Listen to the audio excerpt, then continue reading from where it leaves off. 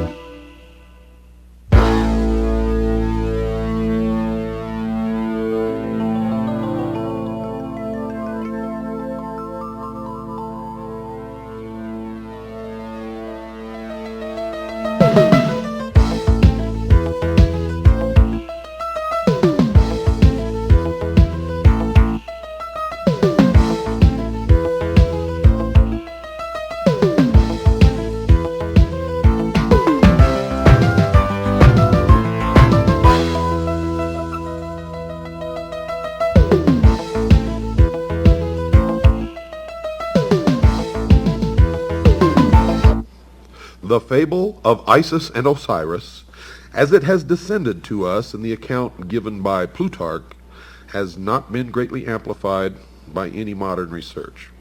The Egyptian fragments, which have been translated in recent years, offer no complete account of the birth, life, death, and resurrection of Osiris, nor has any new key been found to unlock this great drama, which may well be termed the Passion Play of Egypt. It is not our intention to perpetuate Plutarch's account merely for its outward appearance, but rather from the same motive that inspired Synesius, Platonic philosopher and Christian bishop, to compile his account of the same fabulous history. Synesius, in his treatise on Providence, and you hear that word a lot in the secret societies and especially in Freemasonry, thus introduces the Osirian myth. Quote, "This fable is Egyptian. The Egyptians transcend in wisdom, Perhaps, therefore, this also being a fable obscurely signifies something more than a fable, because it is Egyptian. If, however, it is not a fable, but a sacred discourse, it will deserve in a still greater degree to be told and committed to writing." Unquote. In presenting a summary of Plutarch's account, I am omitting nothing which could in any way be regarded as relevant. I am taking the liberty, however, of somewhat expanding the fable by incorporating therein some small fragments derived from other Greek writers, and occasionally a few words bearing upon the account from fragments of Egyptian religious literature. The story, then, is in substance as follows. The goddess Nut, whom Plutarch identifies with Rhea, was the daughter of Shu and Tefnut. She is the wife of Seb, also known as Saturn, and the mother of Ra, or Helios, also known as the sun. Now, if we're to trust Plutarch, she afterwards becomes the wife of Ra, or the sun. Nut is unfaithful to Ra, who, discovering that she is with child by Seb, pronounces a curse upon her that she should not be delivered of her progeny in any month or year. Thoth, which is Hermes or Mercury, who is also in love with Nut, comes to her assistance with a stratagem. He plays at tables with the moon goddess, Selene, and wins from her the 70th part of each of her illuminations. And joining these parts together, he forms of them 5 days, which he adds to the calendar. Previous to that time, the Egyptian year consisted of 360 days, the exact number of degrees in a circle. Now, these 5 days being not part of any month or year, Ra was outwitted. You see, because upon these days Nut brought forth her 5 children at different times in different places. Upon the first of these days she brought forth Osiris, and the place of his birth, according to Diodorus, was Mount Nisa in Arabia, the Happy. Mount Nisa is now Mount Sinai, folks. At the moment of the birth of Osiris, a voice sounded throughout the world, saying, quote, "The Lord of all the earth is born," unquote. On the second day, Nut gave birth to Eroris, the elder Horus. On the third day, Typhon or Set. On the fourth day, Isis, and on the fifth and last day, Nephthys.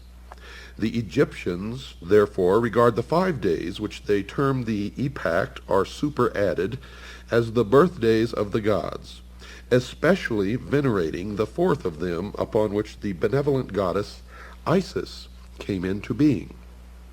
Plutarch further on announces that the 5 children of Nut were not all of the same father, thus contradicting his earlier statement.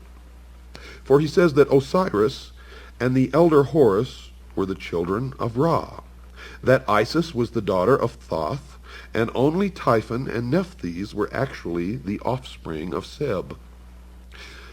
There is another and even more recondite legend regarding the elder Horus, which denies him the fathership of Ra, declaring him to be the offspring of Osiris and Isis, while they were still in the womb of Nut. Now, these accounts we shall consider later.